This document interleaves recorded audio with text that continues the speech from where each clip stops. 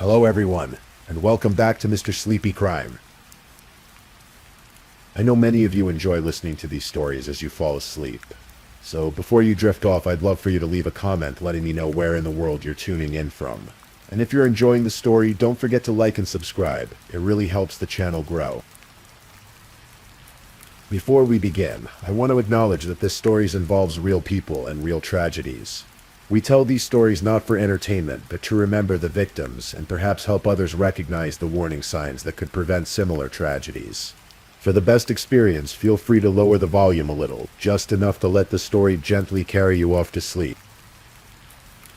Alright, please get comfortable, dim the lights, and let's dive into tonight's first story. Tonight, we're going to talk about trust, about friendship, about the kind of bonds we build with people over years, the ones that seem unbreakable, and about what happens when those bonds hide something dark underneath. This is the story of Jamie Kirkhan, a 29-year-old woman who dedicated her life to making things better. And this is the story of Jonathan Broyhill, the man who was supposed to be family. Picture North Carolina in the early 2000s. The air is thick with political energy, campaigns spinning up, young idealists pouring their hearts into causes they believe in. That's where our story begins. Jamie Kirkhan wasn't just passionate about politics. She lived and breathed it. She had this rare combination of idealism and practicality. The kind of person who could dream big but also knew exactly how to make those dreams happen. She ran a political consulting firm called Sky Blue Strategies, working primarily with Democratic candidates and progressive causes across North Carolina. She was good at what she did. Really good. People trusted her with their campaigns, their fundraising, their futures. One of her biggest clients was Congressman Brad Miller, and she handled his campaign finances with the kind of meticulous care that made her invaluable. But Jamie wasn't all work. Those who knew her described someone warm, someone who made you feel seen. She had this way of connecting with people that went beyond professional networking. When she cared about you, you knew. Now let's talk about Nation Hahn. Nation met Jamie at the University of North Carolina at Chapel Hill. They were both volunteering for a presidential campaign. Two young people who wanted to change the world. They clicked immediately. After their previous relationships ended, they found something real with each other. In 2009, they got married, standing in front of family and friends, promising to build a life together. Standing right next to Nation that day, holding the rings, was his best friend, a young man named Jonathan Broyhill. They'd known each other since high school, the kind of friendship where you don't remember not knowing each other. Jonathan wasn't just Nation's best man, he was practically family. And when Jamie needed someone to handle the accounting and financial reporting for her consulting firm, someone she could trust with sensitive campaign finances, someone who would be meticulous with the numbers, it made perfect sense to hire Jonathan. He had the skills. He had the background. And most importantly, they trusted him. The three of them were close. Jonathan was a regular presence in their home in North Raleigh. Neighbors would see him coming and going. One neighbor later described him as practically like part of the family. That's how tight-knit this circle was. But underneath the surface, something was wrong. Jonathan Broyhill was struggling with things he'd never told Nation and Jamie about. Things he'd barely told anyone. He'd grown up carrying secrets. He'd experienced abuse as a child. Trauma that carved deep grooves into his sense of self. He was gay, but he couldn't bring himself to be open about it with the people closest to him. Even his stepmother, whom he had a close relationship with, didn't know this fundamental truth about who he was. In 2012, Jonathan started seeing a therapist. 10 sessions where he unpacked his struggles with his sexual orientation, with the weight of his past. But therapy takes time, and whatever demons Jonathan was wrestling with, they weren't quieting down. If anything, they were getting louder. And there was something else, something that would eventually become impossible to hide. Between 2011 and 2013, Jonathan wrote himself checks from the campaign account he managed for Congressman Brad Miller. Small amounts at first, probably. Easy to rationalize, just borrowing. He'd pay it back. But then more, and more. The total climbed past $46,000. $46,500. To be exact. Money that wasn't his. Money entrusted to Jamie's firm. Money meant for a political campaign. Money that would need to be accounted for in reports to the Federal Election Commission. The kind of theft that doesn't just cost you a friendship. The kind that ends careers and leads to prison time. Jamie was meticulous. Eventually she was going to notice. It's a Monday evening in North Raleigh. The kind of quiet suburban evening where neighbors walk their dogs and the biggest worry is whether it'll rain tomorrow. Inside the Hahn home, Jamie is sitting at her kitchen table. Documents are spread out in front of her. Campaign finances. Numbers that don't add up. Money that should be there but isn't. She's discovered the embezzlement. Maybe she's already confronted Jonathan about it earlier that day. Maybe this is the first conversation. The exact sequence is lost to what came next. But we know this. Jonathan Broyhill shows up at the Hahn residence that evening. What happened in those moments before the violence? Was there shouting, pleading? Did Jonathan try to explain himself, to make excuses? Did Jamie tell him she'd have no choice but to report him? We can only imagine the desperation that must have been building in Jonathan. The realization that everything was about to come crashing down. His friendship, his career, his freedom. And then something in him snapped. Or maybe it didn't snap. Maybe it was a decision, cold and calculated. The prosecution would later argue that this was premeditated murder, that Jonathan came prepared, that when confronted with the evidence of his theft, he chose violence over accountability. Jamie is sitting at the table. Her back is to him. He walks up behind her. In his hand is a knife, and he stabs her in the back. But it doesn't end there. It never just ends there. What followed was a frenzy. 24 stab wounds. 24 times the blade entered Jamie's body. Her hands, her arms, defensive wounds as she tried to protect herself. Her face, her neck, her back.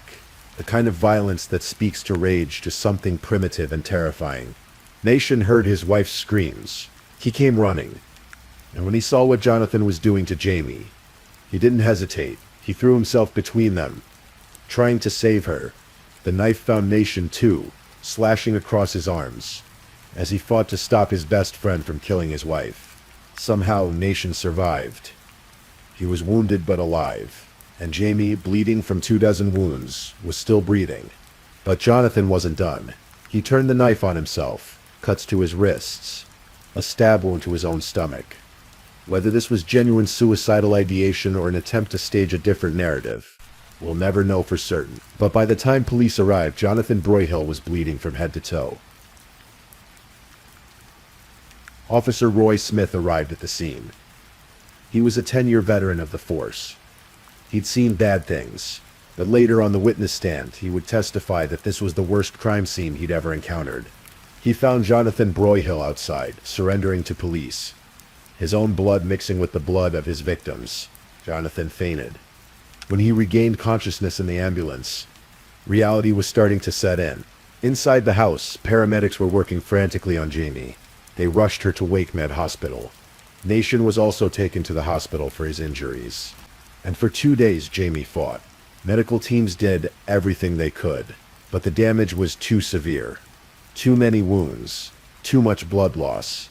On April 24th, 2013, Jamie Kirk Hahn died. She was 29 years old. Jonathan Broyhill was arrested and charged with first-degree murder and attempted first-degree murder. The evidence was overwhelming. The confession came quickly. On April 26th, just 2 days after Jamie died, Jonathan admitted to police that he'd walked up behind her while she was sitting at her kitchen table and stabbed her in the back. He remembered attacking Jamie. Strangely, he claimed not to remember attacking Nation or cutting himself, though both clearly happened. But as the case moved toward trial, Jonathan's defense team built a strategy around his mental state. They argued that he'd gone to the Hahn residence that evening, intending to kill himself, not Jamie. That the embezzlement had driven him to suicidal desperation, and something had triggered a psychotic break. There was never any premeditation, his defense attorney told the jury. The prosecution saw it differently. They painted a picture of a man who'd been caught, who knew he was going to prison, who saw his entire life about to implode, and who made a calculated decision to eliminate the person who could testify against him. Jamie Hahn confronted the defendant with evidence of embezzlement, the prosecutor argued, and he planned to do something about it. The trial began in February 2015. Jury selection, opening statements, and then came the testimony. The medical examiner took the stand. She detailed each of Jamie's 24 stab wounds. Graphic photographs were shown to the jury. The wounds to her hands, her arms where she tried to defend herself. The wounds to her face and neck and back. The jury sat in silence, absorbing the brutality of what had been done to this young woman. Nation Han testified. Imagine having to relive the worst moment of your life in front of a courtroom full of strangers. He described hearing Jamie's screams, running to help her, fighting off his best friend, while that friend tried to kill his wife. The cuts on his arms where he'd taken the blade meant for Jamie. He described the ambulance ride to the hospital, holding Jamie's hand, making promises. We said it back and forth, he testified, promising her we'd have a lot more anniversaries, go back to the beach. Promises they would never get to keep. Jonathan's defense team called his family members. His stepmother testified about their close relationship. A therapist who'd seen Jonathan in 2012 discussed his struggles with his sexual orientation, with childhood trauma. They painted a portrait of someone in profound psychological distress. But the evidence was damning. The embezzlement, the attack, the confession, and perhaps most importantly, the nature of the violence itself. 24 stab wounds isn't a suicide attempt gone wrong. It isn't a moment of temporary insanity. It's sustained, brutal violence. After more than 3 hours of closing arguments, the jury deliberated. It took them just over an hour to reach a verdict. Guilty of first-degree murder. Guilty of attempted first-degree murder. Jonathan Wayne Broyhill was sentenced to life in prison without the possibility of parole. He would die behind bars. When someone dies violently, the trauma doesn't end with the last breath. It ripples outward, touching everyone connected to that person. Nation Han lost his wife and his best friend in the same moment. Think about that. The person he loved most in the world, murdered by the person he trusted most outside of that love. How do you process that kind of betrayal? How do you rebuild a sense of safety in the world? Jamie's parents lost their daughter, a young woman who dedicated herself to making the world better, cut down in her own home by someone they'd welcomed as family. The political community in North Carolina lost a passionate advocate. Campaigns she would have run, causes she would have championed, lives she would have touched, all of it stolen. But Jamie's family didn't let her memory fade. They established the Jamie Kirk Hahn Foundation, dedicated to continuing her work addressing food insecurity and poverty, mentoring young people, fighting for the causes she believed in. The foundation has now evolved into the Jamie Kirk Hahn Fund, ensuring that her legacy of service continues. Nation Han eventually remarried. He's still working in media strategy and philanthropy, still trying to make a difference. He serves on the board of the Jamie Kirk Hahn Fund, and sometimes he writes about loss, about grief, about what it means to rebuild your life after unimaginable trauma. Jonathan Broyhill filed an appeal in 2017. It was denied. He remains in prison, serving his life sentence. Here's what haunts me about this case. It's not just the violence, though, that's horrific enough. It's the betrayal, the complete shattering of trust. Jonathan Broyhill wasn't a stranger lurking in the shadows. He was family. He stood next to Nation at his wedding. He was welcomed into their home. He was trusted with their business, with sensitive information, with campaign finances that could make or break political careers. And for years he was stealing from them. $46,000. Siphoned away in an ongoing betrayal that must have required constant lies, constant deception. When Jamie discovered the theft, Jonathan had choices. He could have confessed.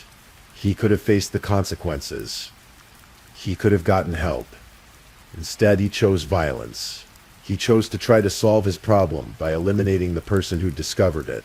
The defense argued mental illness, and certainly Jonathan was struggling. His childhood trauma, his inability to be open about his sexuality, the weight of his secrets, these things matter.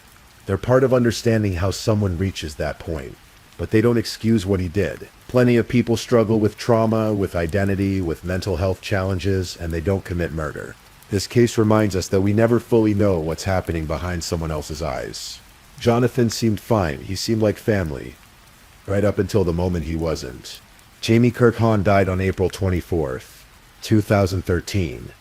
She was 29 years old, with decades of life ahead of her. Work she wanted to do, causes she wanted to champion, anniversaries with nation. Maybe children someday, all of it stolen by someone she trusted. Her foundation continues her work. Her husband has found a way to keep living, to honor her memory while building something new. And somewhere in a North Carolina prison, Jonathan Broyhill serves his life sentence, living with what he did.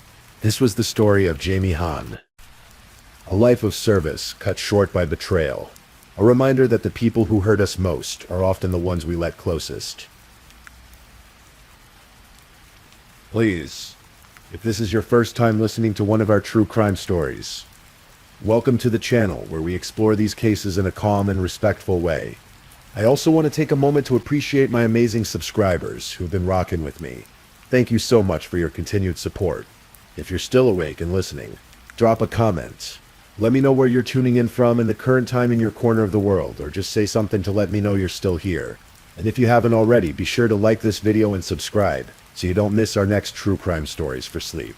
Now, let's move on to our second story.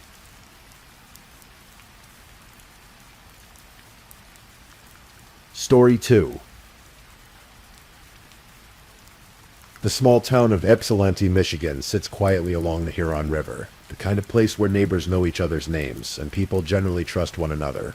It's a college town, home to Eastern Michigan University, with tree-lined streets and modest homes that have stood for generations. But beneath this peaceful exterior, a darker story was unfolding, one that would take 25 years to fully reveal itself. This is the story of Martha McGeorge Agnew, a woman who tried to help solve a mystery only to become one herself. To understand what happened to Martha, we need to go back to August 1993. It was summer, and 24-year-old Tammy Niver was trying to rebuild her life. She had recently ended things with her boyfriend, Gregory Agnew, for good this time, or at least that's what she told everyone. Their relationship had been turbulent from the start. Friends and family described it as toxic, controlling. Gregory was possessive in ways that made people uncomfortable. He would screen Tammy's phone calls and text messages. She would show up to gatherings with bruises, black eyes, fingerprints pressed into the soft skin of her arms. When people asked, she would make excuses, as so many did. Tammy had a daughter with Gregory, which complicated everything. You can't just walk away cleanly when there's a child involved. But she was trying. In early August, she finally moved out of the apartment they shared. She was staying with friends, piecing together a new beginning. On the night of August 6th, Tammy returned to the apartment one last time. She needed to pick up some of her belongings. It was late after midnight, but these things rarely happen at convenient times. Gregory was there. Of course, according to him, they talked. They had a beer. He would later claim they even had sex. He said she left around 2:15, maybe 2:30 in the morning. Tammy Niver was never seen again. At 11:30 that morning, someone found her car. It was a borrowed vehicle, parked in the middle of Cornell Street near the Huron River. The engine was still running. The keys dangled in the ignition. The door hung open, as if she'd just stepped out for a moment and planned to return. But she hadn't returned, and she never would. The police began their investigation immediately. Tammy was diabetic, which added urgency to the search. Without her medication, she could be in serious danger. But as hours turned to days and days stretched into weeks, it became clear that something terrible had happened. Gregory Agnew became the focus of the investigation almost immediately. There were too many coincidences. Around 3:30 that morning, just about an hour after Tammy supposedly left his apartment, a police officer spotted Gregory running across Washington Avenue. He was near Mansfield Street, not far from where Tammy's car would later be found. His pants and shoes were soaking wet. When the officer stopped him, Gregory had no reasonable explanation for any of it. Then there was the video store. A clerk remembered seeing Gregory walk in around the same time. 3:30 in the morning. The store was around the corner from where the abandoned car sat idling. When investigators interviewed Gregory on August 12th, his story felt rehearsed. He said he wasn't angry about the breakup. In fact, he claimed it was his idea. He couldn't handle the fighting anymore. he explained. Tammy was jealous because he talked to other women. Everything was calm that night, he insisted. They talked. They drank. They were intimate. Then she left. Simple as that. But others would come forward with a different story. Gregory had told someone else that he and Tammy fought that night. Not the peaceful parting he described to police. And then there was the chilling detail that one of their friends shared. Gregory had once asked out loud what it would feel like to strangle someone. The pieces were there, scattered like debris after a storm. But pieces aren't enough in a court of law. You need physical evidence. DNA, a body, something tangible that connects a suspect to a crime. The investigators had suspicions, theories, timelines. They had witness statements and troubling patterns of behavior. But they didn't have proof. And without proof, Gregory Agnew walked free. This is where Martha McGeorge enters the story. Martha had known Tammy Never. They were friends, part of the same social circle in Ypsilanti. When Tammy disappeared, Martha was devastated. But more than that, she was suspicious.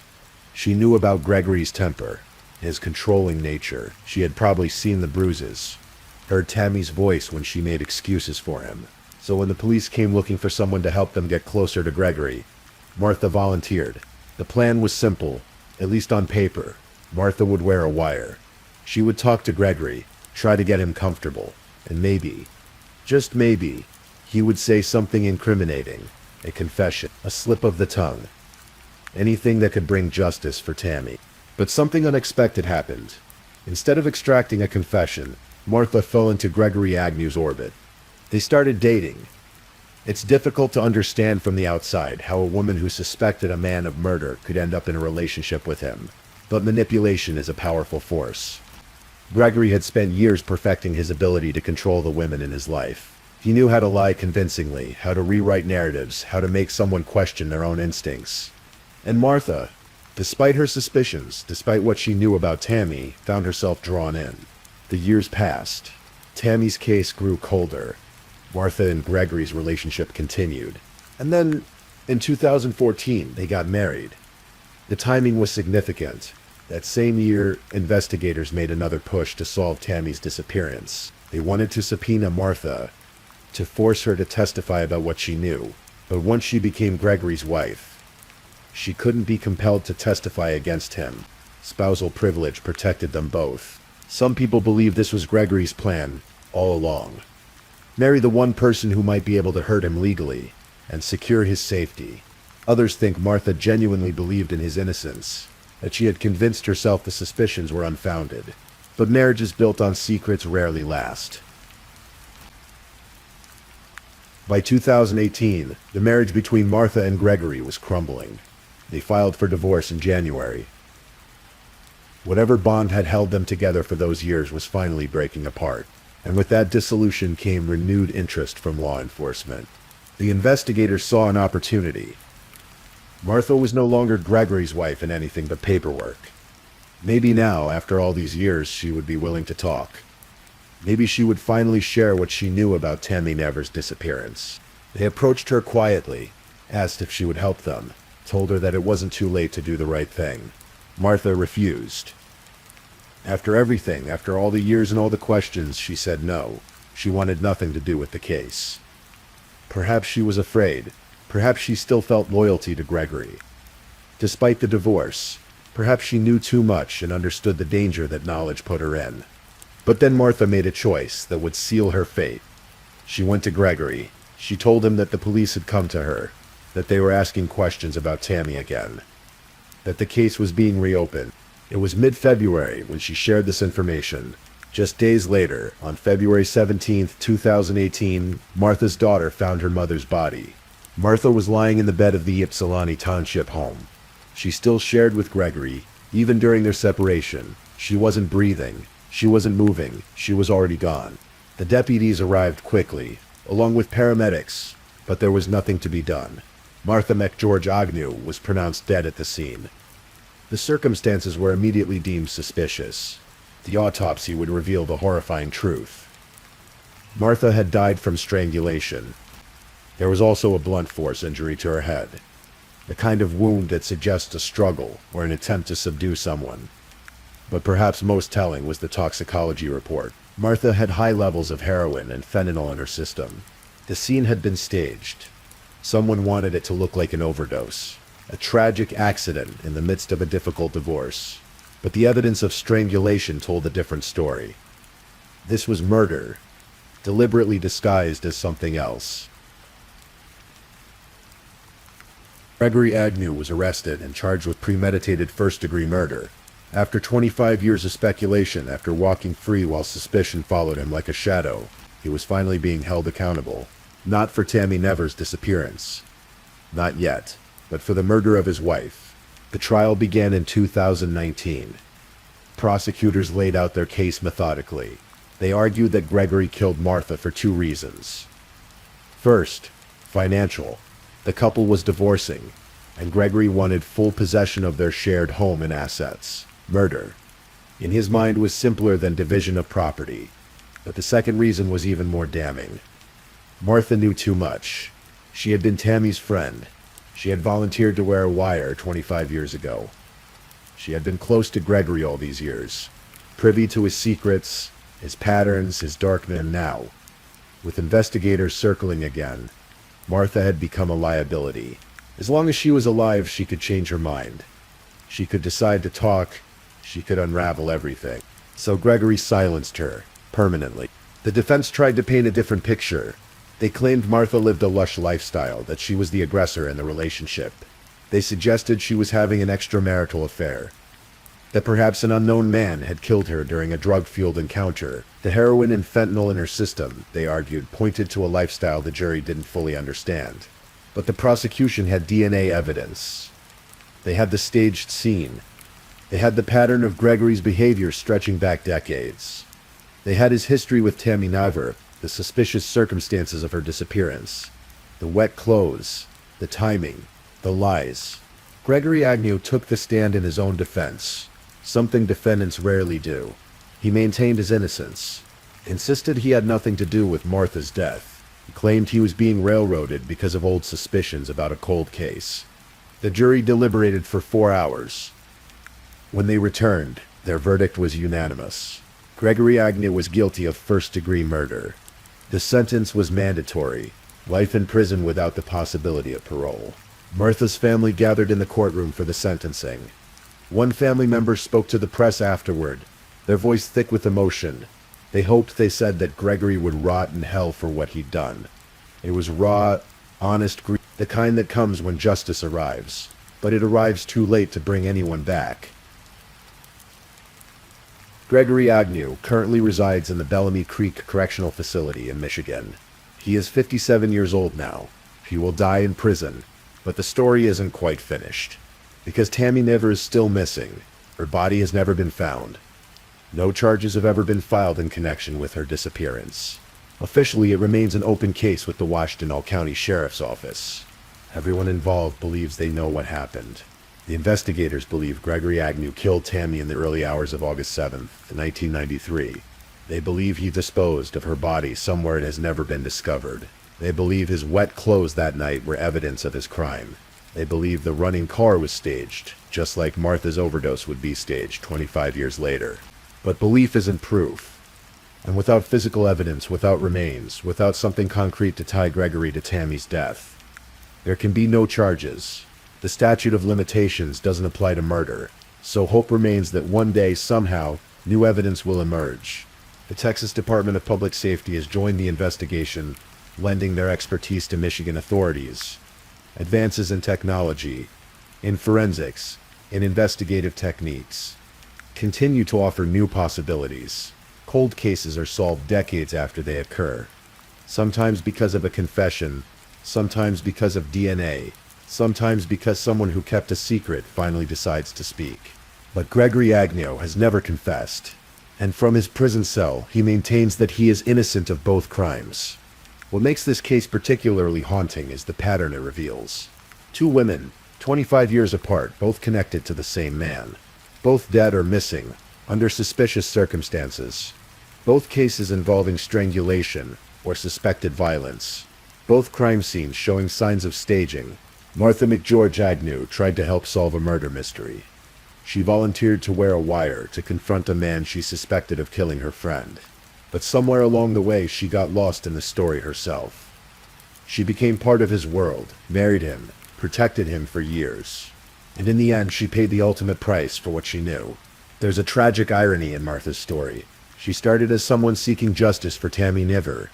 She ended as another victim of the same man, her murder solving nothing about Tammy's disappearance, but confirming what so many had suspected for so long. Gregory Agnew is a man who got away with it once, and almost got away with it twice. The first time, the lack of evidence protected him. The second time, his attempt to stage the scene was too obvious. The forensics too advanced. The investigators too experienced to be fooled. Martha's daughter found her mother that February morning. One can only imagine what that discovery was like, what trauma it left behind. The ripples of violence spread outward, touching families, friends, communities. Tammy's family still doesn't have closure. Martha's family has answers. But answers don't bring anyone back. The town of Ypsilanti carries these stories now. The quiet streets, the river, the college campus, all of it shadowed by what happened. By what Gregory Agnew did, and what he got away with for so long. Some nights, people in Ypsilanti might think about Tammy Niver. Wonder where she is. Wonder if her remains will ever be found, if her family will ever get to lay her to rest properly. They might think about Martha McGeorge Agnew, who tried to help and ended up needing help herself. And they might think about all the other women who find themselves in relationships with dangerous men. Women who see the red flags but stay anyway. Women who make excuses for bruises. Women who believe promises to change. Women who think they can be the exception, the one who reforms him, the one who survives. Most of those women do survive. They get out eventually. They rebuild their lives. But some don't. Some become statistics.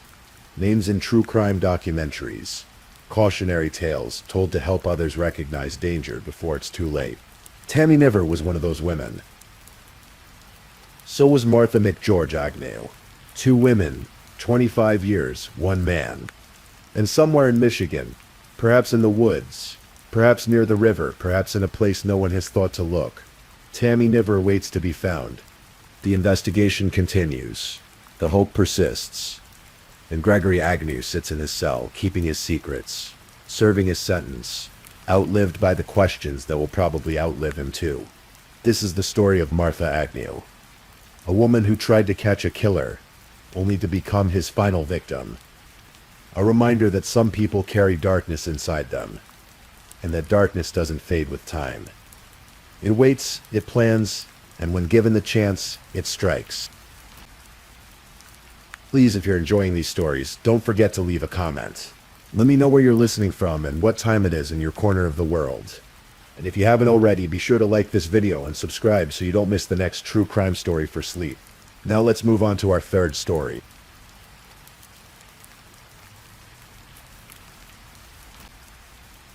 Story 3. Tonight's story takes us to Elizabeth City, North Carolina, a quiet riverside town not far from the Outer Banks, where the marsh grass sways in the evening breeze, and neighbors still wave to each other on tree-lined streets. It's the kind of place where everyone knows everyone, where small businesses thrive on handshakes and trust. But in the summer of 2018, this peaceful community would be shaken by a crime so calculated, so intimate in its betrayal, that even now, years later, residents still speak of it in hushed tones. This is the story of Milton Sawyer, a man who loved antiques, who loved his community, and who loved his wife with a devotion that would ultimately cost him everything. Milton Henry Sawyer Jr. had always been drawn to forgotten things. Even as a child, he saw beauty in the discarded, value in the overlooked. By the time he reached his 50s, that passion had blossomed into the treasure hunter, a quirky downtown antique store that became something of a landmark in Elizabeth City. The shop was exactly what you'd imagine.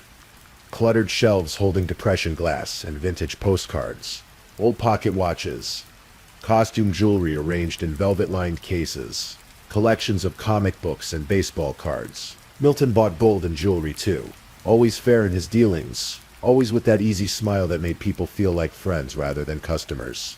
People always said he should run for mayor, his son Caleb would later remember. And it wasn't hard to see why. At 55, Milton was the kind of man who lit up a room. Happy-go-lucky, genuinely interested in everyone's stories. The type who'd chat for an hour about a beat-up lamp someone brought in, finding history in its brass base. Milton had been married before.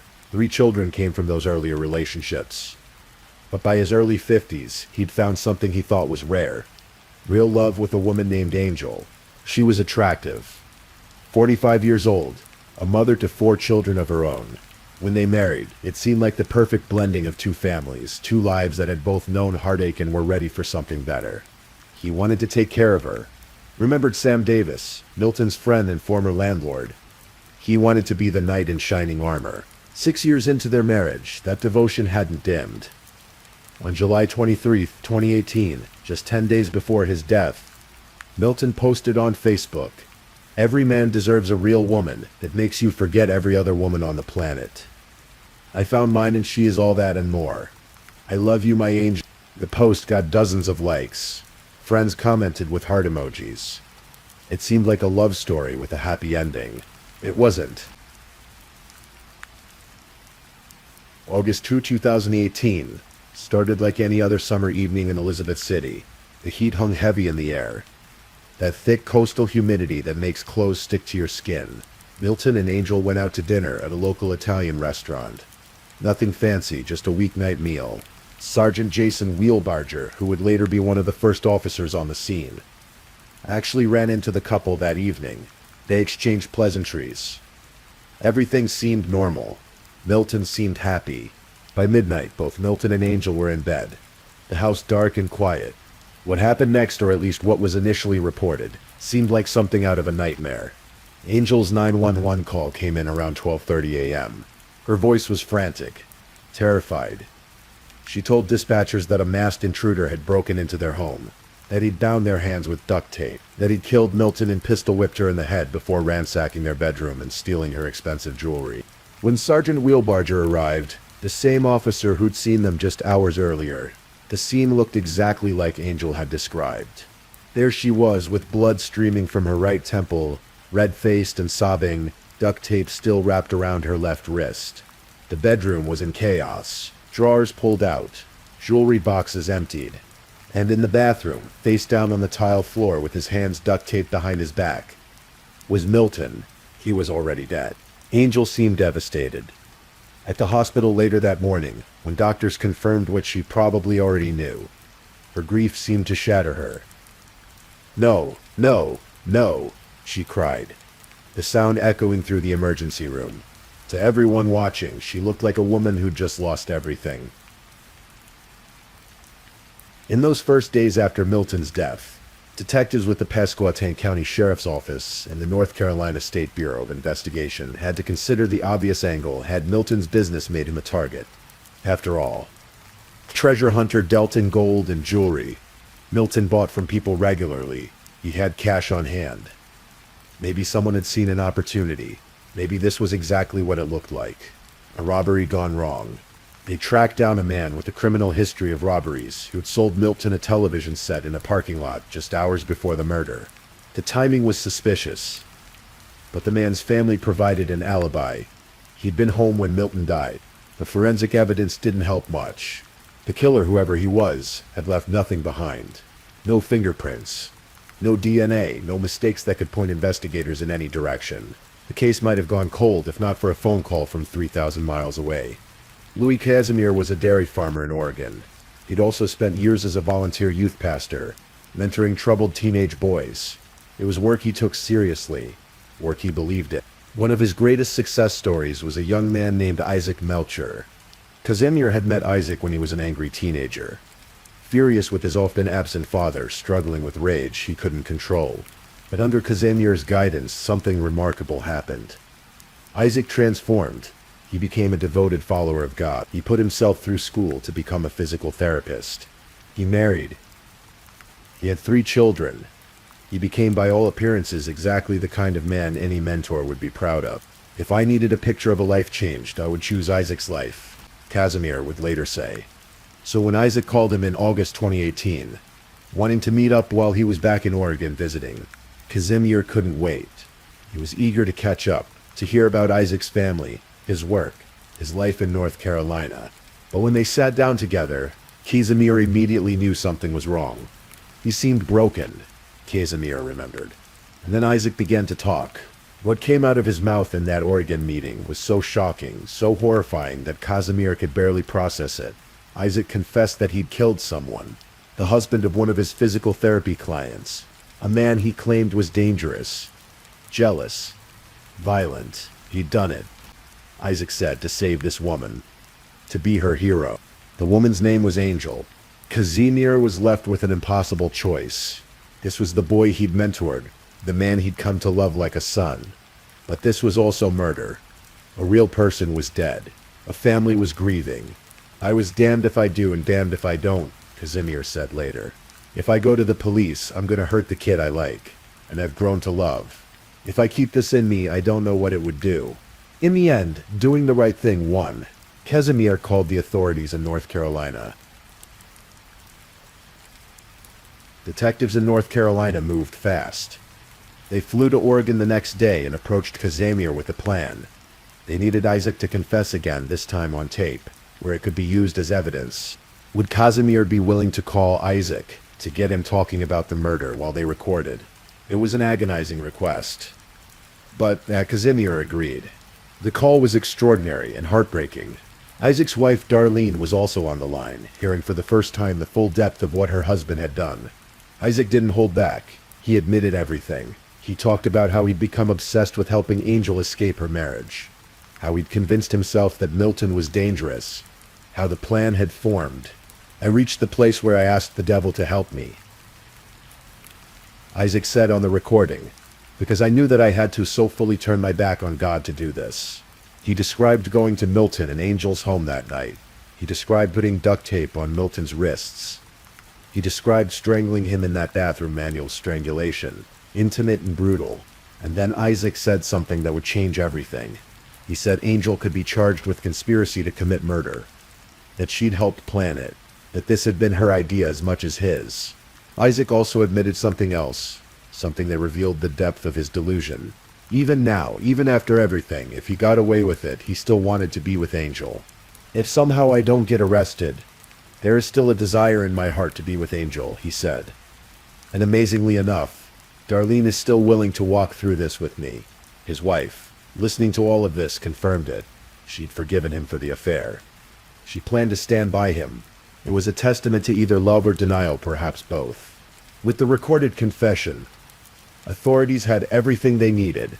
Isaac Melcher was arrested for first-degree murder and conspiracy to commit murder. The same day, Angel was brought in for questioning. She admitted to the affair with Isaac. That much was undeniable now, but she insisted she'd never wanted Milton dead. She claimed Isaac had acted alone, that he'd become obsessed with her, that he'd threatened to kill her if she told anyone what he'd done. Detectives didn't believe her. Angel was arrested and charged with first-degree murder and conspiracy to commit murder. The evidence against Isaac was ironclad. His own voice, his own words, describing in detail how he'd killed Milton Sawyer. But the case against Angel was more complicated.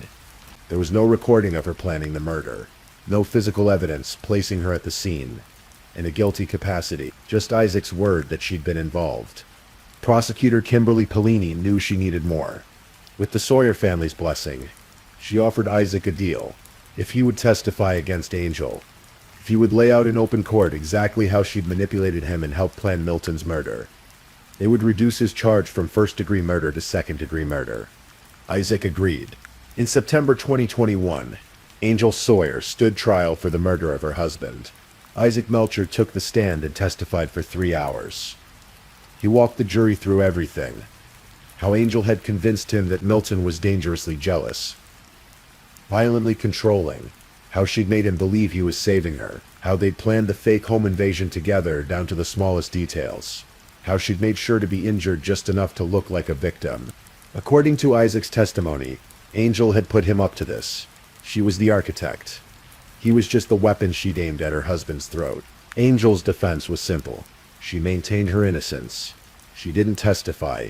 Her attorneys argued that Isaac was lying to save himself, that he'd acted alone out of obsession, but the jury didn't buy it. After deliberating for just 20 minutes, they returned with guilty verdicts on both counts: first-degree murder and conspiracy to commit murder. Angel was sentenced to life in prison without the possibility of parole. True to the deal he'd made, Isaac Melcher pleaded guilty to second-degree murder. He was sentenced to 20 to 25 years behind bars. His wife Darlene, the woman who'd said she would stand by him, filed for divorce. And so this story ends in a North Carolina prison, where Angel Sawyer will spend the rest of her life, and where Isaac Melcher counts down the years of his sentence. Milton's antique store, the Treasure Hunter, is closed now. The shelves that once held treasures from decades past stand empty. The man who'd filled them with such joy and enthusiasm is gone. His family remembers him not as a victim, but as the cheerful, devoted man he was. His son Caleb keeps his father's memory alive by sharing stories of the man who should have run for mayor.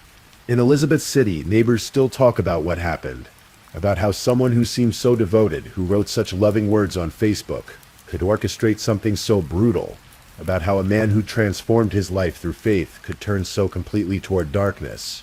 There are no easy answers. There rarely are in stories like this. What we're left with is the reminder that people are complicated, that love can be twisted into something ugly, that obsession can masquerade as devotion, that sometimes the person sleeping next to you harbors thoughts you could never imagine. As you drift off to sleep tonight, you might think about Milton in his shop, surrounded by the forgotten treasures he loved, genuinely happy in those final weeks of his life. He never knew what was coming. He trusted completely. And perhaps that's the saddest part of all. Please, I'm just putting it out there. If you're still awake and listening, drop a comment. Let me know where you're tuning in from, the time in your part of the world, or just say something to let me know you're still with me. And of course, if you haven't already, like this video and subscribe so you don't miss the next true crime story for sleep. Now, let's move on to our fourth story.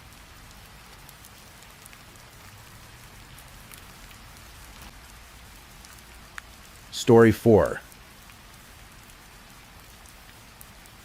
There are nights that change everything. Nights where a simple decision, a moment of trust, or an innocent conversation becomes the last memory someone leaves behind. October 25th, 2014 was supposed to be one of those carefree autumn nights. The kind where friends gather, costumes are admired, and laughter echoes into the darkness. But for 22-year-old Chelsea Bruck, that Halloween party in rural Michigan would mark the end of her story, and the beginning of a mystery that would haunt a community for months. Chelsea was the youngest of 5 siblings, a young woman with bright dreams and a creative spirit. She loved cooking, and had plans to attend Monroe Community College to earn her culinary degree.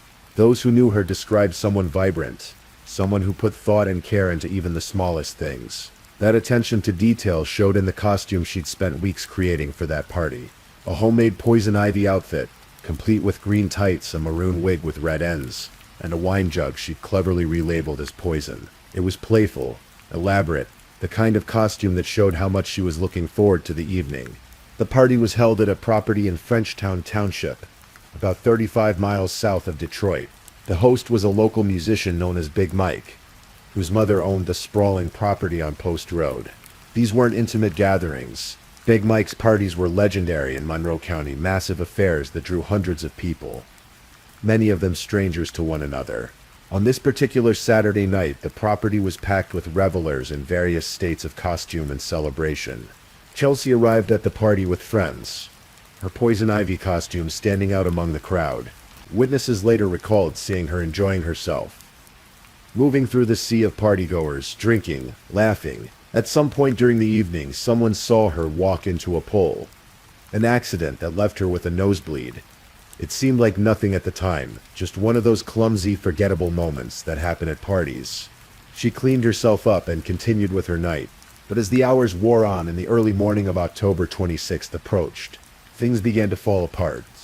Chelsea had come to the party with friends, expecting to leave with them, but in the chaos of hundreds of people, in the darkness of a rural property, in that confusing space between night and dawn, connections were lost. Her friends left without her. The exact circumstances remain unclear.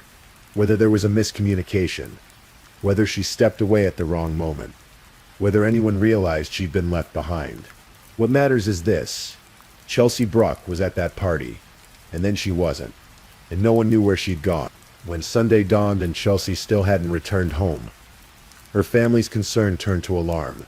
Chelsea wasn't the type to disappear without word. She was responsible, connected to her family, looking forward to her future. The Monroe County Sheriff's Office launched an immediate investigation, but they faced a daunting challenge. The party had drawn hundreds of people. Many were drunk. Many didn't know each other. Many had already scattered across the county and beyond. The number of potential witnesses and potential suspects was overwhelming. Investigators worked through the partygoers they could identify, piecing together Chelsea's final known hours. She'd been seen in her distinctive costume. She'd had that accident with the pole, but as the night progressed, the trail grew colder. No one could definitively say when they'd last seen her, or who she'd been with when she left the property, if she'd left at all. Days became weeks. Weeks became months. Chelsea's face appeared on missing person flyers across Michigan.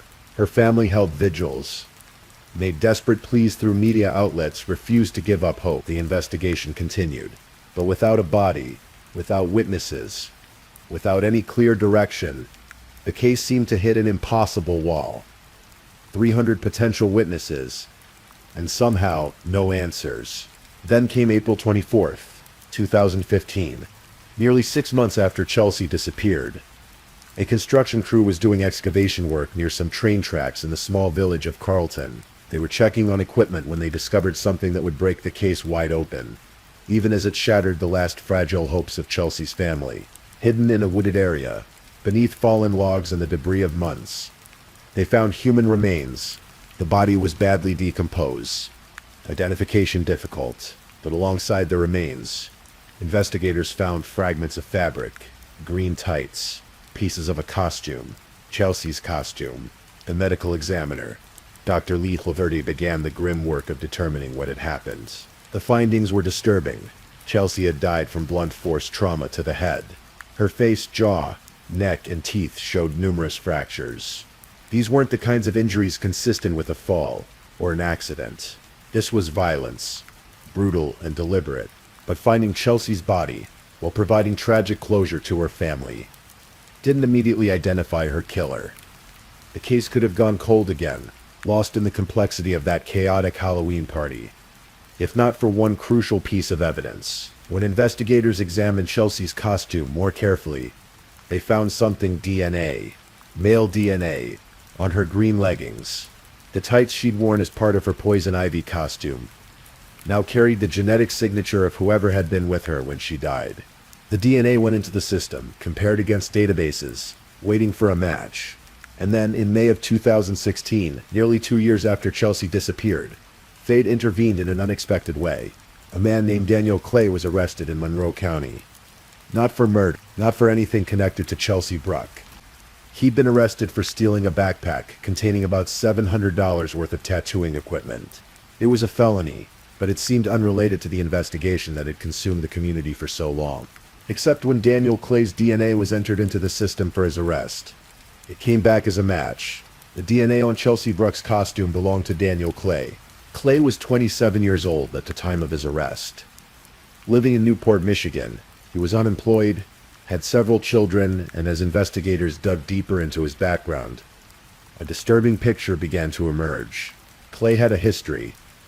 He'd been in trouble before, and as detectives started asking questions about where he'd been on October 25th, 2014, the pieces started falling into place. On July 22nd, 2016, Daniel Clay was brought in for questioning about Chelsea Bruck's murder. The interrogation room recordings would later become crucial evidence at trial. Clay initially tried to deny everything, to distance himself from the party, from Chelsea, from the entire night. But the detectives had the DNA evidence. They had witnesses who'd placed him at the party. They had him cornered, and eventually, the facade cracked. Clay admitted he'd been at the party. He admitted he'd interacted with Chelsea. And then, as the pressure mounted, as he realized the net had closed around him, he confessed. Yes, he'd killed Chelsea Bruck. But even in confession, he tried to reshape the narrative, to make it something other than murder. According to Clay's version of events, everything that happened was an accident. He claimed Chelsea had willingly left the party with him. He claimed they'd engaged in consensual sex. He described it as rough, intense. And then he said during this encounter something went wrong. He said she'd stopped breathing. He'd panicked. He'd freaked out. And instead of calling for help, instead of trying to save her or at least report what had happened, he'd made a choice that revealed the truth of his character. Clay told detectives he'd driven around with Chelsea's body for 30 to 45 minutes trying to figure out what to do.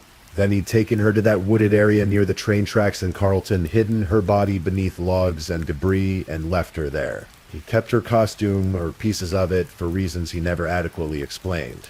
And then he'd gone on with his life, carrying this secret for months while Chelsea's family searched desperately for answers. The story Clay told detectives was self-serving, designed to minimize his culpability, but the physical evidence told a different story.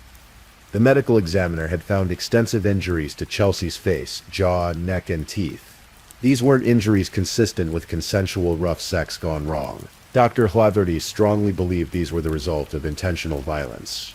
Yes, Chelsea had hit her head on a pole earlier in the evening, causing a nosebleed, but that didn't explain the severity of the fractures. Some suggested the log found over her body might have caused additional injuries, but the medical examiner's conclusion was clear. Blunt force trauma to the head. Someone had beaten Chelsea Bruck. Daniel Clay was formally charged with open murder in July 2016. The case would take months to come to trial. As prosecutors built their case and Clay's defense attorneys prepared their strategy, the defense would lean heavily on Clay's version of events, that this was a tragic accident during consensual activity, not murder.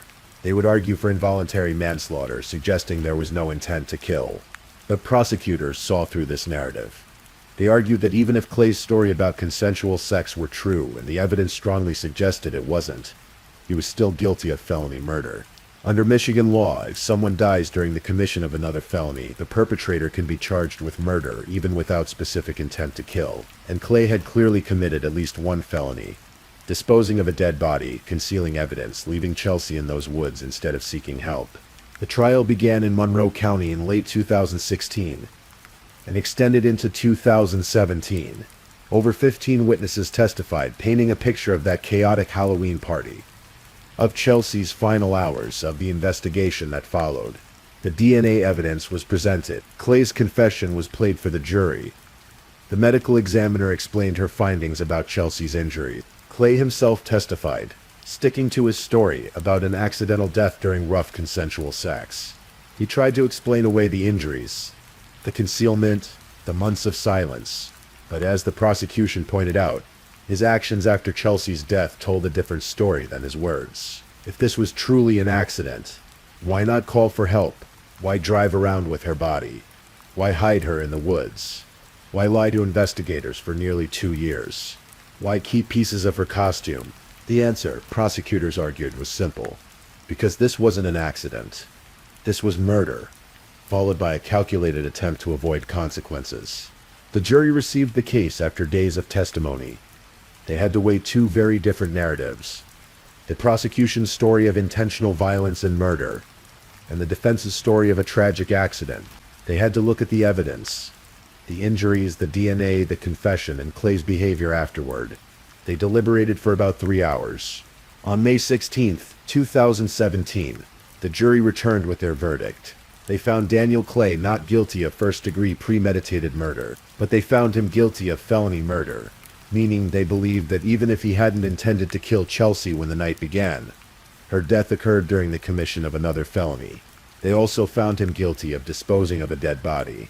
The prosecutor, Michael Roehrig, told reporters afterward that the verdict meant Chelsea's family was nearing the end of a 31-month ordeal. He noted it was a huge emotional relief for everyone involved. For Chelsea's family, who'd spent nearly 3 years searching for answers, living with the horror of not knowing, the verdict wasn't exactly justice. Nothing could bring Chelsea back, but it was accountability. On July 13, 2017, Daniel Clay was sentenced to life in prison without the possibility of parole. The judge made it clear, Clay's actions, from the violence that killed Chelsea to the callous way he disposed of her body and lied about it for months, warranted the maximum sentence. Clay would spend the rest of his life behind bars. But the story doesn't quite end there. Appeals courts would later uphold the conviction, rejecting Clay's attempts to overturn the verdict.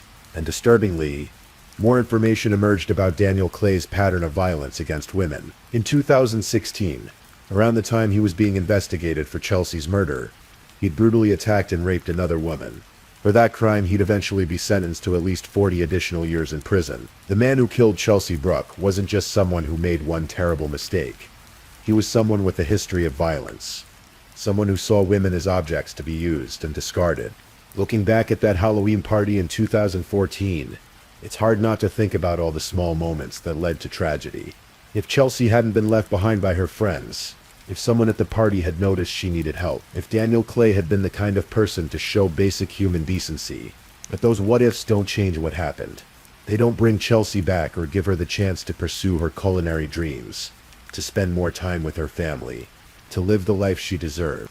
Chelsea Bruck spent weeks creating a costume to wear to what should have been a fun night with friends. She put care and creativity into those green tights, that maroon wig, that relabeled poison jug. She had no way of knowing that her handmade costume would become evidence in a murder trial, that those green tights would carry the DNA that would finally identify her killer.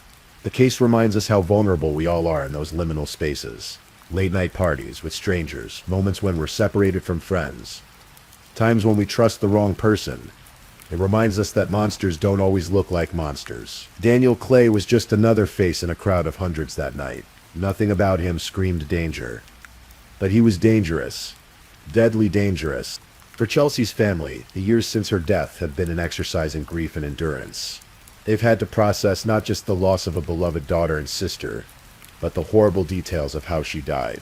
The months of not knowing.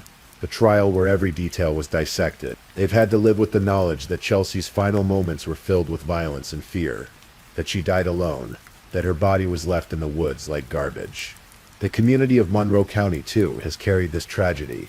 Big Mike, the party host, gave interviews afterward, expressing his devastation. He'd opened his property for what he thought would be a fun gathering. Instead, someone had used his party as cover to commit murder. The hundreds of other partygoers had to wonder if they'd seen something, if they'd walked past Chelsea and her killer, if there was something they could have done differently. And for all the young women who heard Chelsea's story, there was a chilling reminder. Be careful who you trust. Don't let yourself be left alone.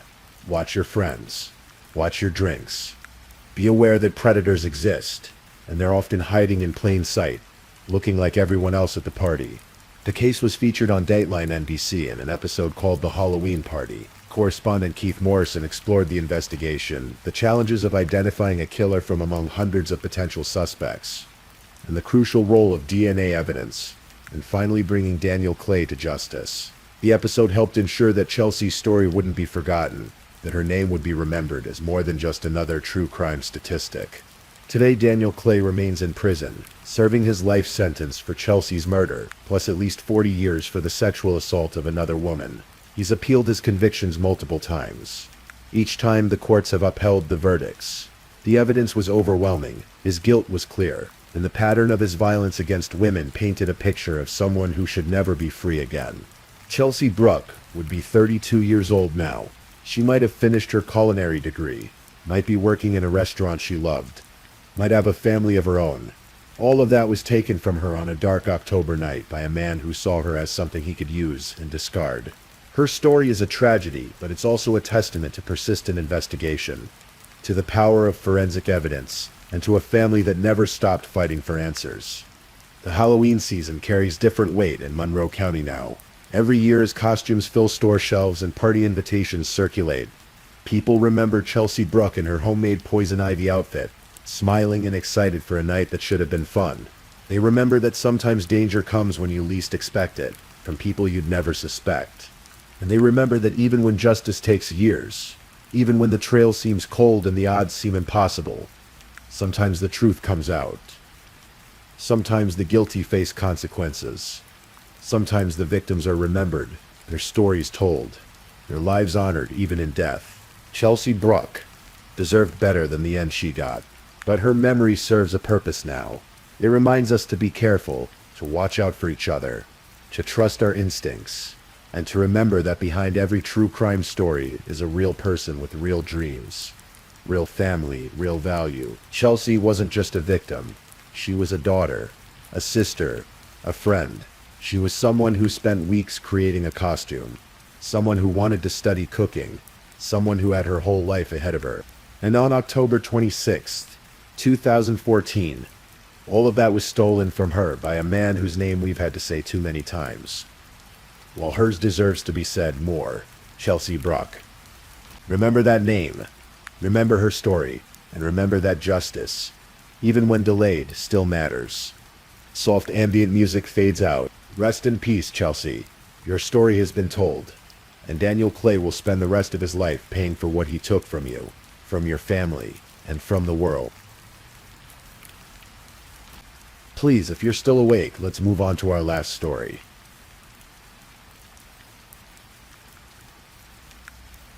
Story 5.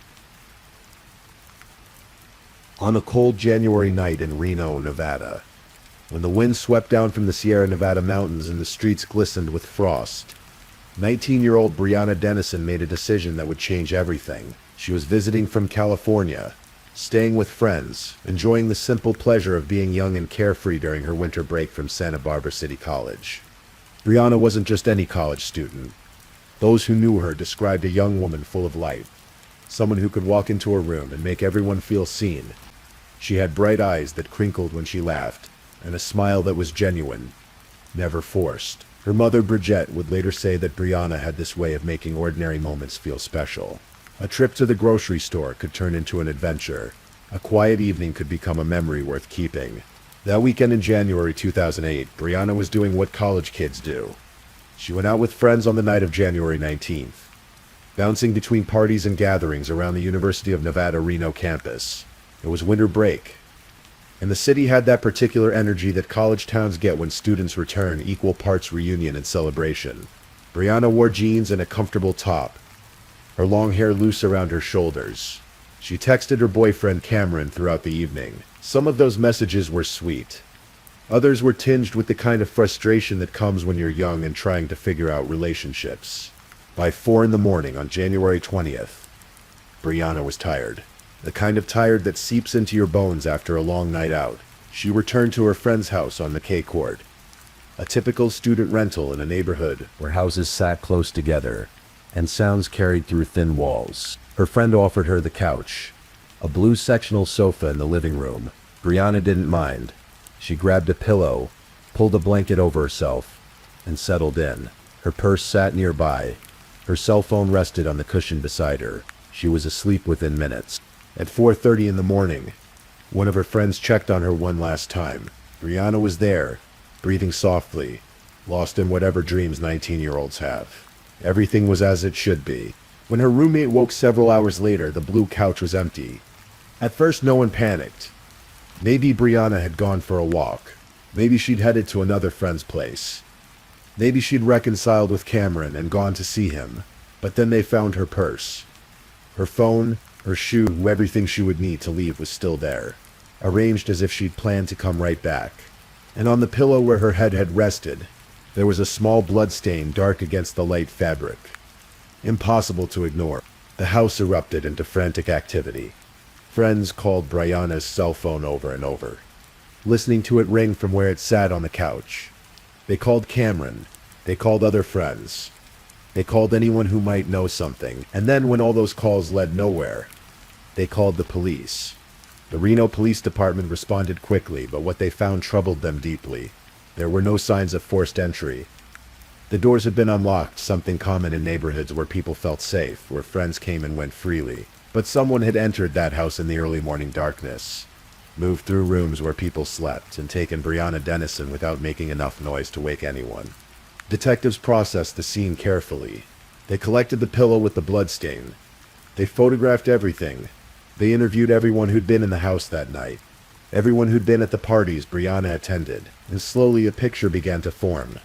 Not of what happened, but of how audacious this crime was. Someone had essentially walked into a house full of sleeping college students and kidnapped a young woman from a couch in the living room. The FBI joined the investigation almost immediately. The National Center for Missing and Exploited Children got involved. Brianna's face appeared on news broadcasts across Nevada and California. Her family arrived in Reno and held press conferences, pleading for information. pleading for Brianna's safe return. Her mother stood before cameras with the kind of strength that only comes from desperation, describing her daughter, asking anyone who knew anything to come forward. But the days passed with agonizing slowness. January turned its final pages. The city of Reno held its breath. What the public didn't know was that investigators were already connecting dots to a series of attacks that had terrorized the area over the previous months. In October 2007, a young woman had been raped at gunpoint near the university campus. In December, another woman had been sexually assaulted. The attacker seemed to appear from nowhere, a predator moving through the darkness with practiced ease. DNA evidence from these attacks sat in evidence lockers, waiting for a match that hadn't come. On February 15th, 26 days after Brianna vanished, a man named Albert Jimenez was returning from his lunch break at a business park in South Reno. He worked construction, and his route took him past an undeveloped field, the kind of scrubby, forgotten space that exists on the edges of growing cities. Something caught his eye, a shape that didn't belong, colors that stood out against the winter-brown grass. He called the police, though he already knew what he'd found. Brianna Dennison's body lay in that field, left in the open as if whoever put her there didn't care about being discovered. She was naked except for a pair of bright orange socks that didn't belong to her. An autopsy would later confirm what investigators feared. Brianna had been sexually assaulted and strangled to death with a pair of panties. The brutality of it was staggering. The investigation intensified. The DNA evidence from Brianna's body matched the DNA from the previous attacks. Reno had a serial rapist who had escalated to murder. The police knew who they were looking for. In a sense, they had his genetic fingerprint. But they didn't have a name, didn't have a face. They had to wait for him to make a mistake. James Michael Beale thought he was being careful. He was 27 years old. A former Marine who'd studied martial arts. Someone who understood discipline and precision. He worked as a pipe fitter in Sparks, just east of Reno. He had a girlfriend and a young son. To his neighbors and coworkers, he seemed unremarkable, quiet, kept to himself, showed up for work on time. He was exactly the kind of person who could hide in plain sight. But Piela's girlfriend began to notice things. Small inconsistencies. Items that didn't belong to her appearing in unexpected places. And then one day she found a pair of women's underwear in Biela's truck. Underwear that wasn't hers. The discovery sat with her like a stone in her stomach. She thought about it for days. Maybe weeks. What did it mean? Was there another woman? Or was it something worse? Eventually she made an anonymous call to investigators, reporting the underwear. It was the break the case needed. Police had been asking the public to be vigilant, to report anything unusual. This woman, despite whatever feelings she had for Biela, despite the complications it would bring to her life, made the call that would ultimately bring him to justice. Investigators moved carefully. They couldn't just arrest Bola based on an anonymous tip. They needed evidence that would stand up in court. They began surveillance, watching his movements, looking for an opportunity. What they needed was his DNA, something they could compare to the evidence from the crime scenes. The opportunity came through Biela's 4-year-old son. The boy was enrolled at a child care center in Reno, and his father dropped him off regularly. When James Biela brought his son to the Stepping Stones Children's Center on the morning of November 12, 2008, police were waiting with a search warrant and a court order. They collected DNA from the child, a simple cheek swab that would prove paternity and, by extension, link his father to the crimes. The DNA matched. On that same day, as Biela left the child care center, officers surrounded him. He was arrested in the parking lot, placed in handcuffs while other parents watched, their children safely inside. He was booked at the Washoe County Jail on charges of murder, first-degree kidnapping, and sexual assault. The news spread through Reno like wildfire. After 10 months of fear, of wondering if the person who took Brianna was still out there, the city exhaled. But for Brianna's family, the arrest was only the beginning of a new kind of pain. The pain of a trial, of hearing exactly what happened to their daughter in those final hours. The trial revealed the full scope of Biela's crimes. He had raped a woman at gunpoint in October 2007, then attacked another woman in December 2007, forcing her to perform oral sex, before escalating to murder with Brianna. Each attack showed increasing boldness, increasing violence. Prosecutors argued that Biela was a continuing threat to society, that he would never stop. that the only way to ensure he never hurt anyone again was to sentence him to death. The defense tried to create doubt, tried to suggest that the DNA evidence wasn't as conclusive as prosecutors claimed, but the science was sound. Papilla's DNA was found at every crime scene. The underwear in his truck belonged to one of his victims. The web of evidence was too tight to escape. The jury deliberated for just 6 hours before returning guilty verdicts on all counts. Rape, murder, kidnapping. In the penalty phase, they deliberated longer, wrestling with the weight of deciding whether another human being should live or die. In the end, they voted unanimously for death by lethal injection. When the sentence was read, Brianna's mother, Bridget, stood before the court. She looked at James Biala, this man who'd stolen her daughter's future, and she said something that captured the fury and grief of everyone who'd loved Brianna. She told him that he'd messed with the wrong family, the wrong women, the wrong city and state. Her voice didn't shake. She wanted him to know that Brianna's life had meant something, that her death would not be forgotten. Pila himself apologized during the sentencing hearing, though the words rang hollow. He was a former Marine who'd taken an oath to protect, and instead he'd become a predator. His apology couldn't undo what he'd done, couldn't bring back the young woman who'd fallen asleep on a blue couch thinking she was safe. The case changed Reno in ways both visible and invisible. Students became more cautious. The university improved security measures. Families locked their doors more carefully. But beyond these practical changes, there was something else.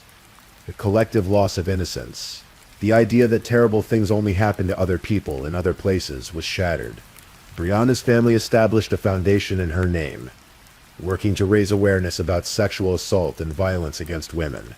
They turned their grief into action, determined that something positive should come from their loss. Bridget Dennison became an advocate, speaking at events, supporting other families who'd lost children to violence. She kept Brianna's memory alive, not just as a victim, but as the vibrant, loving person she'd been. James Biala remains on death row in Nevada. The appeals process continues, as it always does in capital cases, winding through the courts with the kind of slow inevitability that frustrates victims' families. He's challenged his conviction multiple times, arguing everything from ineffective counsel to improper admission of evidence. Each appeal has been denied. Each time, Brianna's family must relive the trial, must be reminded of what was taken from them. The orange socks that Brianna was found wearing were never explained to the public's satisfaction. They belonged to another victim, a woman who'd been attacked but survived. Baila kept them as a trophy, a reminder of his power over the women he assaulted. That he put them on Brianna's body after killing her speaks to a particular kind of cruelty. A need not just to harm but to degrade, to mark his territory. When you drive through Reno today, past the University of Nevada campus, past the business parks on the south side of town, past the neighborhoods where college students still rent houses and share couches, you might not know what happened there. The field where Brianna was found has likely been developed by now, turned into something useful, something that erases the memory of that February morning, when Albert Jimenez made a discovery that no one should have to make. But her family remembers. Her friends remember. The investigators who worked the case remember. And somewhere in the evidence files of the Reno Police Department, there's a blue pillow with a blood stain, a pair of orange socks, and all the documentation of a crime that never should have happened. Brianna Dennison was 19 years old when she died. She'd barely begun to experience life, barely had time to discover who she might become. She wanted to transfer to a university in California. She had dreams of a career, of marriage, maybe, of building a life that was entirely her own. All of that was stolen in the space of a few hours by a man who saw her not as a person but as an object to be used and discarded. This is what we remember. Not just the crime, but the person. Not just the darkness, but the light that was extinguished. Brianna Dennison laughed easily and loved deeply. She made ordinary moments special. She was someone's daughter, someone's friend, someone's girlfriend. She was a young woman sleeping on a couch, trusting that she was safe, trusting that the world was kinder than it turned out to be. And in remembering her, we remind ourselves why justice matters, why we keep investigating and prosecuting and insisting that people be held accountable for the violence they commit. Because every victim was a whole person with a whole life ahead of them. Because families deserve answers. Because communities deserve to feel safe. because someone like Breonna Dennison deserved to wake up on that blue couch on January 20th, 2008, grab her purse and her phone, and go on living the life she'd only just begun to build. The wind still sweeps down from the Sierra Nevada on winter nights. Streets of Reno still glisten with frost. College students still stay up too late and crash on friends' couches. Life goes on, as it always does, rolling forward with a momentum that doesn't pause for grief, or justice, or memory. But somewhere in that forward motion, in the quiet spaces between one day and the next, there's a 19-year-old girl who will always be 19, who will always be missing, who will always be loved. That's the story of Breonna Dennison. Not just how she died, but how she lived, and how her absence continues to echo through the lives of everyone who knew her. I know I said we were moving on to our last story, but before we close tonight, I have one more to share with you. If you're still awake, I'd love to know what you've taken away from the stories we've covered, or simply let me know if you enjoy them. Your feedback means a lot, and makes me feel truly satisfied bringing these to you.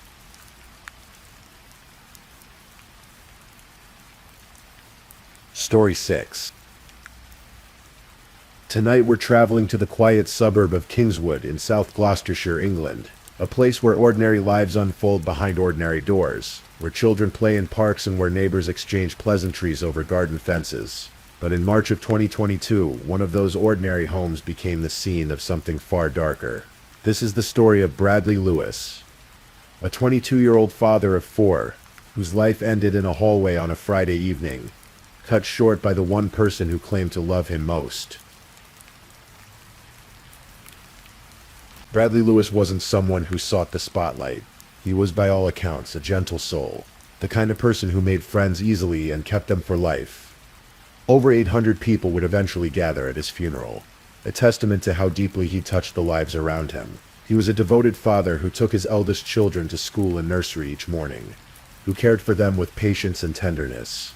He had 3 children with his partner Abigail White, and a 4th daughter named Scarlett, with another young woman named Leah. Those who knew Bradley described him as popular, friendly, and caring.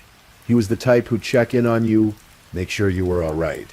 His parents, Steve and Rachel, raised a son who thought of others before himself. But behind the warmth of Bradley's smile, there was something else.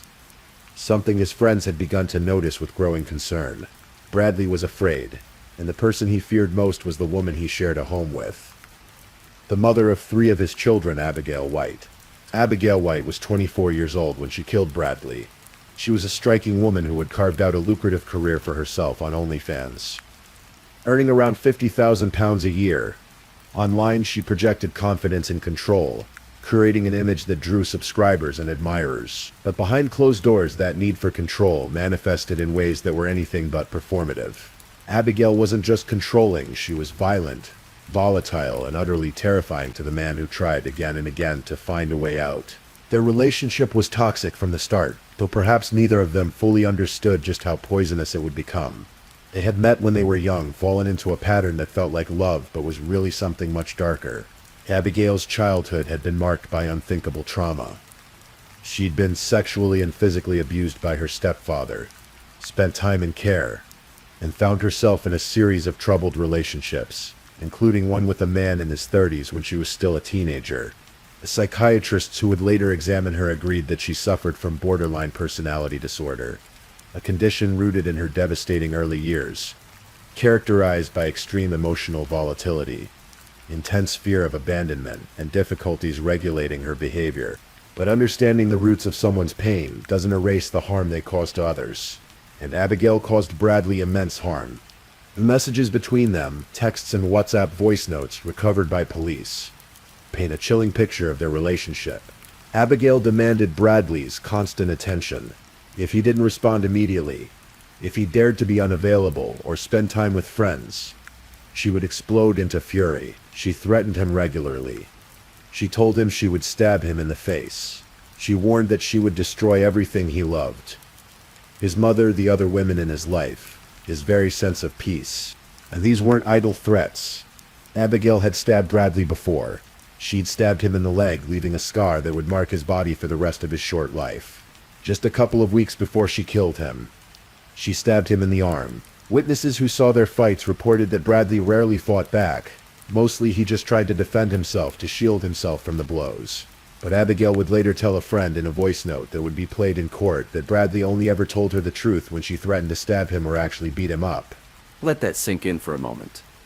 She had created a relationship where violence was the currency of truth. Bradley confided in his friends. He told them he was scared of Abigail, that he wanted to leave her, but leaving proved nearly impossible. Whenever he brought up the subject, Abigail would threaten to kill herself. She would cry, rage, manipulate, anything to keep him tethered to her. And when emotional manipulation wasn't enough, there was always the threat of violence. Bradley knew what she was capable of. He'd felt the sting of her blade, the weight of her fists, so he stayed, trapped in a cycle that seemed to have no exit. The two of them weren't even supposed to be living together. Social services had become involved due to concerns about the home environment and the welfare of their children. Officially, Bradley had moved back in with his mother, Rachel. But the truth was messier, as truth often is. He and Abigail continued to see each other, to orbit around one another in a dance that was equal parts desperation and dysfunction. They kept their continued relationship secret from the authorities, which only added to the pressure cooker of their situation. Their relationship was also marked by infidelity on both sides. Neither was faithful to the other, and this became a constant source of conflict. Abigail would try to catch Bradley out, would interrogate him about other women. When she discovered his indiscretions, she'd use them as leverage, demanding that he make it up to her, that he treat her in certain ways to atone for his sins. Bradley, in turn, would lie to her about his other sexual partners, likely knowing that the truth would only fuel her rage. By March of 2022, the situation had become untenable. Bradley had made a decision. He wanted out. He wanted to leave Abigail for good. Friday, March 25th, 2022. Started like many other days. It was a pleasant late afternoon, the kind that hints at spring's arrival. Abigail had arranged to spend the evening at a local pub called the Horseshoe with friends and their children. It should have been an enjoyable evening. Drinks, laughter, children playing in the beer garden. But Bradley wasn't there when Abigail wanted him to be. Earlier that day, during an outing to a park, Bradley had finally told Abigail what she'd been dreading to hear. "I don't want to be with you anymore, Abby." It wasn't the first time such words had been spoken between them. Their relationship had been punctuated by breakups and reconciliations, threats and promises. But this time felt different. This time, Bradley seemed resolute. And for Abigail, whose greatest fear was abandonment, this was intolerable. By the time evening rolled around, Abigail was already in a fury. She was at the Horseshoe, but Bradley wasn't with her, and his absence felt like a deliberate slight, an act of disrespect. CCTV footage from the pub would later capture what happened, when Bradley finally arrived around 6:30. The moment he walked in, Abigail physically berated him. She caused what witnesses described as a massive scene. Bradley, perhaps trying to de-escalate, kept his back toward her, refused to be alone with her. This only made things worse.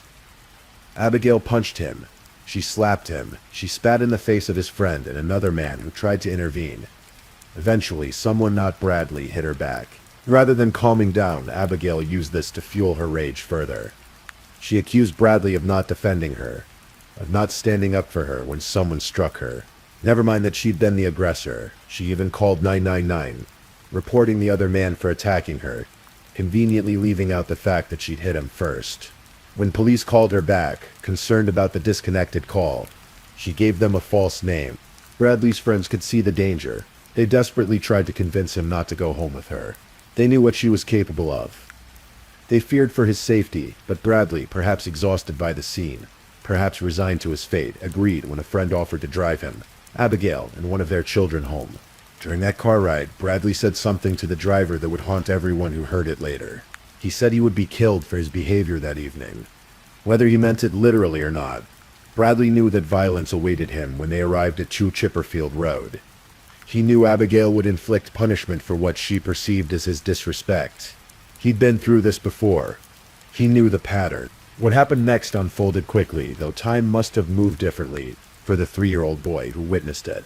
When they arrived home, Abigail sent their young son, Logan Layton, to get ready for bed. He was only 3 years old, still at an age where the world should be safe and predictable, where parents are protectors, not threats. But Logan Layton would see something that night that no child should ever witness. In the home, Abigail and Bradley began to argue. The specifics of what was said had been lost to time and trauma, but the outcome is carved into the record with brutal clarity. During that argument, Abigail went to the kitchen. She picked up a sizable carving knife. The kind of knife you'd use to slice a roast for Sunday dinner, heavy and sharp. She carried it back to where Bradley stood in the hallway, and then she stabbed him. The blade went into his chest with force, penetrating 7 centimeters deep enough to pierce his heart. It was a single devastating wound. Bradley, that gentle young man who took his children to school, who had 800 people mourn him, who was scared but couldn't find a way out. Bradley didn't have a chance. Little Logan Layton saw it happen. He saw his mother stab his father. Later in an interview recorded for the investigation, the 3-year-old would demonstrate what he'd witnessed, showing how, as he put it with heartbreaking simplicity, Mummy stabbed Daddy. What happened in the moments after the stabbing tells us something important about Abigail White, about the complicated tangle of love and hate that defined her relationship with Bradley. Because as soon as she realized what she'd done, she became hysterical. She tried to call 999. She was crying, screaming, but even in her panic, even in her distress, she couldn't tell the truth. When she reached her friend Laura Watkins on the phone, Abigail claimed that Bradley had stabbed himself, that he had tried to commit suicide. She repeated this lie to everyone. She even made an attempt to clean up some of the blood before help arrived. Bradley was rushed to the hospital, but the wound was too severe. The knife had done its job too well. In the early hours of Saturday morning, March 26th, Bradley Lewis was pronounced dead. The father of 4, the son, the friend, gone at just 22 years old. The lies continued even after his death. When Abigail gave a prepared statement to police following her arrest, she maintained her story. Bradley had stabbed himself. It wasn't until July, 4 months later, that Abigail finally admitted the truth. She pleaded guilty to manslaughter, claiming she hadn't intended to kill him, that she'd only wanted to shock him to make him see how serious she was. But the prosecution didn't accept this. They charged her with murder, and they were determined to prove it. The trial took place at Bristol Crown Court in October 2022. The prosecution laid out their case methodically, painting a picture of a relationship marked by control, violence, and escalating danger. They presented those chilling voice notes and text messages. They showed the court evidence that Abigail had posted videos on TikTok where she boasted about her violence against Bradley, where she seemed to take pride in intimidating him. Witnesses testified about Bradley's fear of Abigail, about the previous stabbings, about her threats. The CCTV from the Horseshoe Pub that final evening showed Abigail's volatility, her aggression. And then there was Logan Layton's video testimony, a 3-year-old child showing how his mother had killed his father. The defense didn't dispute the facts of what had happened. Instead, they focused on Abigail's mental state, on her borderline personality disorder and her traumatic childhood. 3 psychiatrists testified about her condition, about how her behavior made her intensely volatile, how her fear of abandonment would have been particularly acute in the days leading up to Bradley's death. The defense argued for manslaughter on the grounds of diminished responsibility, suggesting that Abigail's mental illness had substantially impaired her ability to form rational judgment. It was a case that required the jury to grapple with difficult questions about culpability, about the line between explanation and excuse, about whether someone's trauma absolves them of responsibility for the trauma they inflict on others. On Friday, October 21st, 2022, the jury returned their verdict. They had deliberated carefully, weighing all the evidence, considering all the arguments, and they came back unanimous, guilty of murder. The jury was sure that when Abigail White drove that knife into Bradley Lewis's chest, she had intended either to kill him or to cause him really serious harm. They rejected her claim that she'd only wanted to shock him. The evidence of her previous violence, her threats, the depth of the wound, the deliberate act of getting the knife from the kitchen and bringing it to where Bradley stood, all of it pointed to intent. When it came time for sentencing, Mr. Justice Fraser had the difficult task of determining how long Abigail White would spend in prison before being eligible for parole. In England, a murder conviction carries a mandatory life sentence, but the judge must set a minimum term. The judge acknowledged the mitigating factors. He recognized Abigail's mental disorder and her troubled background. He accepted that there had been a lack of premeditation. This wasn't a killing planned in advance. but rather the explosive culmination of years of dysfunction. He noted that Abigail had tried to get help from a mental health agency before the killing, though that attempt had failed. He gave her some credit for eventually admitting she had unlawfully killed Bradley, even if it took her 4 months to do so. But there were also significant aggravating factors. She had used a weapon. She had a history of violence against Bradley. She had posted videos on social media boasting about that violence, humiliating him. Most devastatingly, she had stabbed Bradley in the presence of their 3-year-old son, and she had lied about what happened, attempting to blame Bradley himself for his own death. The judge noted something else as well. He said he didn't accept that Abigail's intention was only to cause serious harm. He believed, applying the criminal standard of proof, that she had intended to kill Bradley. She had threatened to kill him many times before. When she went to that kitchen and picked up that knife, when she carried it back to the hallway where Bradley stood, she knew what she was going to do. The starting point for sentencing was 15 years. Taking all the factors into account, the aggravating and the mitigating, Justice Fraser adjusted the sentence upward to 18 years. Abigail White was sentenced to life imprisonment with a minimum term of 18 years before she could be considered for release by the parole board.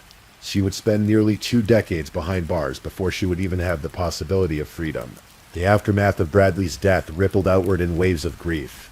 His parents, Steve and Rachel, had lost their son. His daughter Scarlett had lost her father. And perhaps most tragically, the 3 children Bradley had with Abigail, Logan Layton and his siblings, would grow up not only without their father, but with the knowledge that their mother had killed him. They would carry that knowledge for the rest of their lives, a burden no child should ever have to bear. Leah, Scarlett's mother, gave a victim impact statement, as did Bradley's parents.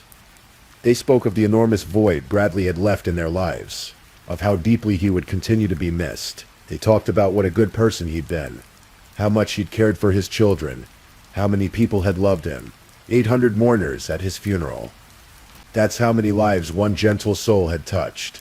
The judge himself noted at the end of the sentencing that this was a tragic case, one with very difficult aspects to it. He thanked the jury for their service, and the lawyers for their professionalism in handling such painful material. But behind all the legal language, behind the psychiatric reports and the evidence logs, was a simple, heartbreaking truth.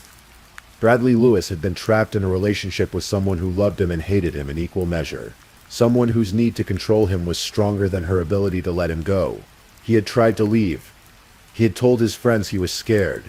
He had survived being stabbed twice before.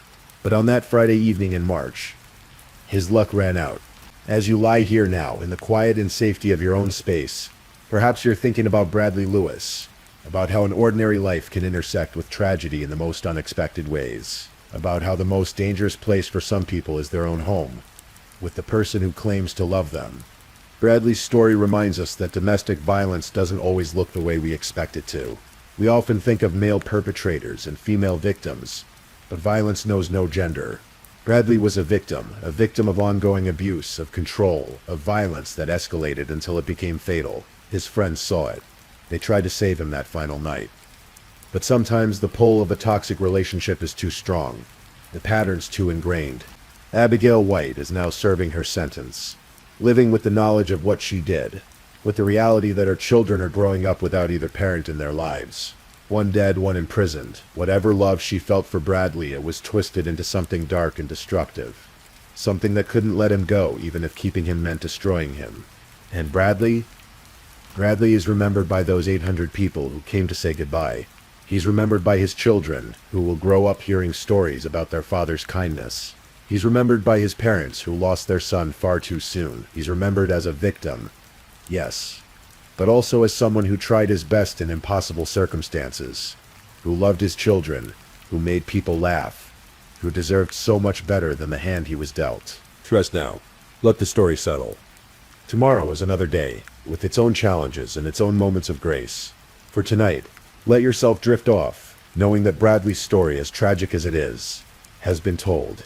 He hasn't been forgotten. And perhaps there's some small comfort in that. Thank you for listening to tonight's true crime story. Rest peacefully knowing that another story awaits you next time, ready to accompany you on another journey toward restorative sleep. But if you're still awake, Don't forget to like and subscribe so you don't miss our next true crime stories. And until next time, stay safe and take care. Good night.